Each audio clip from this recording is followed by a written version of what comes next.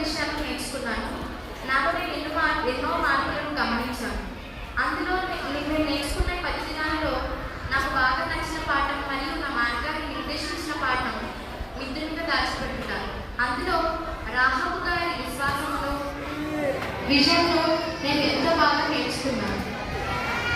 తనకు దేవుని పట్ల ఉన్న విశ్వాసాన్ని ఎంతో బాగా తెలుసుకొని దాన్ని నా జీవితంలో ఉపయోగించుకోవాలని తెలుసుకున్నాను.